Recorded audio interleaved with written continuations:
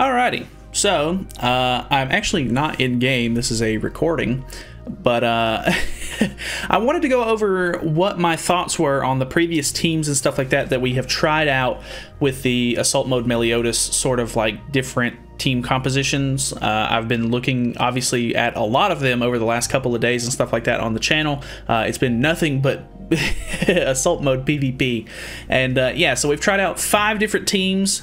This one specifically is the one where I actually didn't use Zeldris. If you watched the video, I actually switched it over to Melascula. So it's basically just the regular team, but it actually has Nanashi in the back, and Nanashi is helpful because he gives you crit resistance, and I think it's crit defense as well. I can't remember exactly what it is, but it's only if you have 2 or less cards in your hand. So he kind of just works in that way as sort of like a back buffer. And it was okay. I won all of the matches from this, actually, which was surprising. And I felt like it went really well, but I think it was more or less just the pull of the main team here. I don't really know that he did a whole lot in general, but then again, this was just 5 matches. I haven't done like an extensive test with it, but from my experience with just doing those couple of matches, I don't know. I felt like Zeldris might have been a better fit for the team, especially because his passive gives his allies 6% to basic stats for however many commandment heroes are on the team. So I think that just kind of buffs a little bit more. Plus, you don't lose Meli's passive whenever like Melascula dies or Droll dies. So I think that is a really big factor that plays into it as well. So I don't know, personally, like, it went fine. We did pretty well. Like, a lot of the matches were kind of interesting, to say the least. We got a Kyo Monspeet team that we went up against at some point, so that was kind of interesting. But I don't know. And then we went against the Lostbane Meliodas team, where he would have won if his ult was a little bit higher. But it just altogether, I think it may have been a combination of we weren't going against sort of the traditional sort of teams. We did go against one Assault Mode Meliodas team, which ended up working out in our favor. And then we went against a couple of, one Escanor teams. But really, it just felt, sort of typical. Like, it just felt like it was a regular sort of a play, and then once Nanashi came out, it kind of ruined everything. So I don't know. I personally didn't like the whole Nanashi play, but it is what it is. So I would give that one, out of the 5 teams that we were playing with, I would probably give this one maybe like number 3, like out of 5. One of the other teams that we played with was this one right here, which ended up being the double taunt team. I'm pretty sure this one is. This is the one with Darieri and Blue Droll. This one actually had a really good amount of utility, but the problem here is that you basically need to run CC food, or else you're going to end up going second, and there's still that chance that you're going to get one shot, I guess, in the first turn, because they can target melee, and with the one Escanor's CC being so high, more than likely, unless you just have a lot of cosmetics and everything like that already on your characters, there's a good chance you're going to go second here. Once you get past that first turn, it's a whole nother ball game, because obviously you can taunt with Droll, and then the next turn, if you don't pull the Droll taunt, you can taunt with Darieri. Darieri's single target attack skill actually removes debuffs, which is or it removes buffs actually, which is really nice for going against Goddess Liz. Droll's commandment works out really well. Obviously, I think Droll honestly is probably the biggest MVP of the Assault Melee team, in my opinion. You basically run Assault Melee, in my opinion. You run Assault Melee, you run Droll, and then you figure out who you want your sort of third character to be, your like supporty style character, I guess, because you really only need melee for damage. If your other teams like teammates can keep melee alive, you basically win.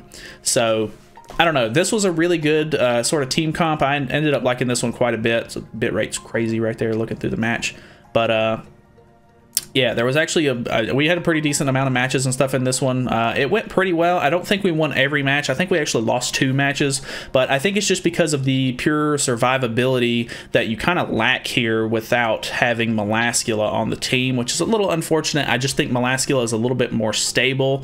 So I think I'd have to give it to, I think I'd have to give this one maybe rank 4 out of 5 on this one.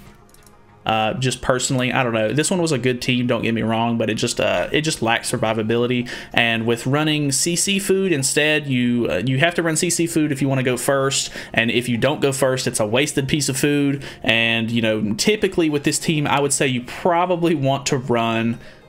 Most of the time, you want to run ultimate gauge food, just so that way you can try to get Meli's ult faster. So the next team that we had was a Gloxinia team, which was actually really interesting. I actually had a lot of fun with this team, and we used Melascula and Gloxinia to kind of help a little bit there. Obviously, the biggest problem with this team that I had was the fact that Gloxinia doesn't give... like he doesn't put any sort of buffs on the enemy, which ends up kind of, you know, screwing over Meli a little bit, because his AoE card doesn't end up doing as much damage as it would, because they don't have, you know, buffs on them, and it has rupture damage, so you would want to have that sort of extra pull. But he's a really cool utility sort of support character, because he can obviously use blockade, he can heal, he can purify your team of debuffs, which is really nice. He just altogether is like a really nice support. Honestly, I think if you used Droll in the middle instead, and you had high enough CC, you could probably run Droll in the middle and then Gloxinia on the side and try to out CC your opponent there. Or if you can just try to survive the first turn, you can maybe pull something out. But I don't know. Gloxinia was honestly a really interesting character to play. He was just a lot of fun, but honestly probably not the best choice. It just ended up not working out too well most of the time. So it is what it is, because you don't have a taunt at that point. So I don't know. For that team, I would probably have to give it probably the lowest on the list, unfortunately. But yeah, so 5 out of 5, just because you lack support, or you lack the taunt, which is the biggest deal that you kind of need. And then, you know, his commandment just really doesn't do as much. And if I'm not mistaken, actually, it ends up screwing over Meli's AoE card again, because I think his commandment nerfs ranged attacks or something like that. I think no, it's not. That's Derrieri's. His commandment does something interesting. I can't remember exactly what it is off the top of my head, but it's actually kind of interesting. I'm pretty sure. So defense related stats. Okay, so yeah, I didn't like this one because it does help against Escanor attacks, which is really nice. So you could potentially run this instead of Melascula, maybe, because obviously if they use 2 or more skills in the same turn. So if Escanor tries to one-tap Meli first turn, once he uses that second attack, it's going to give him a minus 30% attack debuff. So that is actually pretty nice, but at the same time, I don't know if it really makes up for it. It was okay, but just altogether, I think you could use Gloxinia on the team. You just maybe want to run Droll in the middle instead. But I don't know. It just, like, it was just kind of lackluster. I don't really think it was a fun team for sure. I did like running the team, but it just altogether wasn't the best team. Like, we didn't have the best results out of it. This one was a really interesting team. We used Estarossa and Derrieri. I think this one didn't work out very well, because Derrieri does end up nerfing Meli's AoE card because it's considered ranged, which is kind of weird.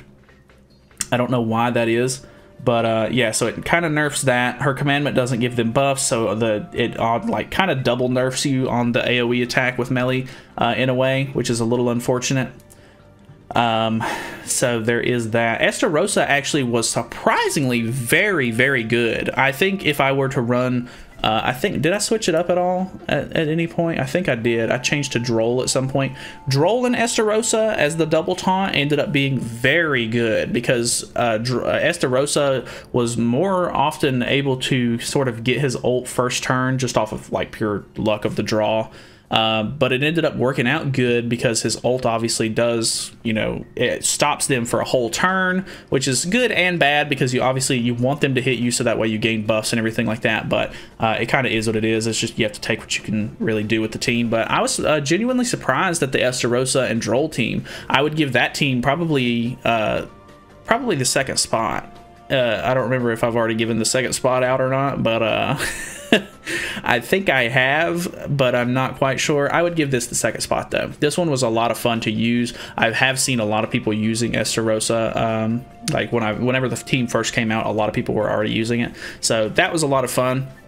I did like that one quite a bit, but honestly, I think the real winner here is the sort of basic melee team where you run Gloxinia. Sorry, I have the webcam over here on this one because it was way earlier in the week. But I have not Gloxinia. I have Melascula and Droll, and then we have Zeldris in the back. This team just honestly is super consistent. You can run ult gauge food, which honestly helps you a ton. But really, I mean, it all just comes down to luck. It all comes down to who your opponent is, whether or not they're going to attack you first turn, and just if they play into the assault mode melee gimmick. That's just really all that comes down to it. Obviously, your utility is only going to take you so far if they're just moving their cards around every single turn, and then they use one move to one-shot Melascula, and then you don't have enough buffs to really retaliate. It is what it is. Like, you just really got to take what you can get. But this team honestly has been the most consistent for me so far. It gets the job done. You can taunt. You have the revive on Melascula.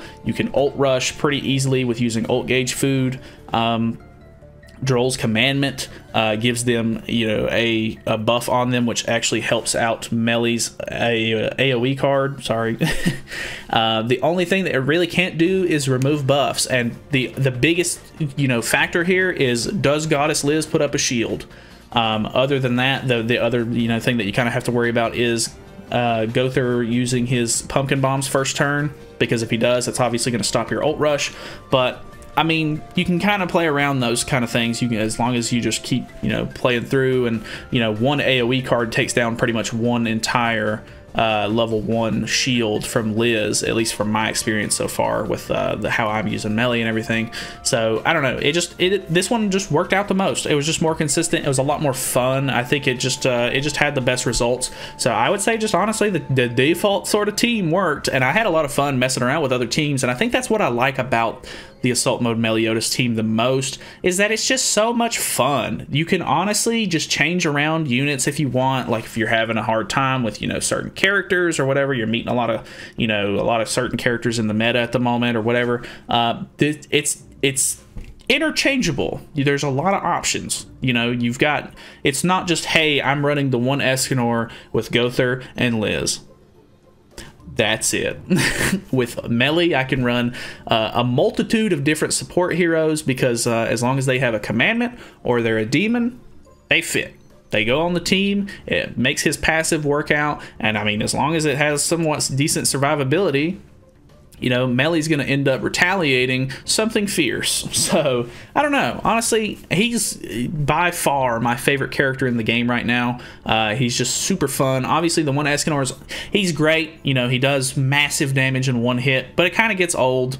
Obviously, this will end up getting old. It'll get old, in a couple of weeks, I'm sure. I'll get tired of people just moving cards around and just how kind of slow the team kind of plays. But it does, I think it kind of makes you strategize a little bit more, which is definitely interesting in my opinion. So I've had a lot of fun with it. Hopefully you guys have had fun kind of watching me experiment with the teams and everything like that. But this is the #1 team for me personally.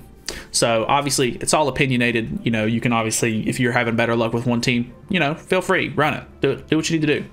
But anyways, that's basically it. Thank you guys so much for watching. Feel free to subscribe for more content in the future, and I will see you guys in the next video. It should be the news. Actually, this should go up on Sunday, so I'll see you guys in like a couple of hours for the news. Yeah.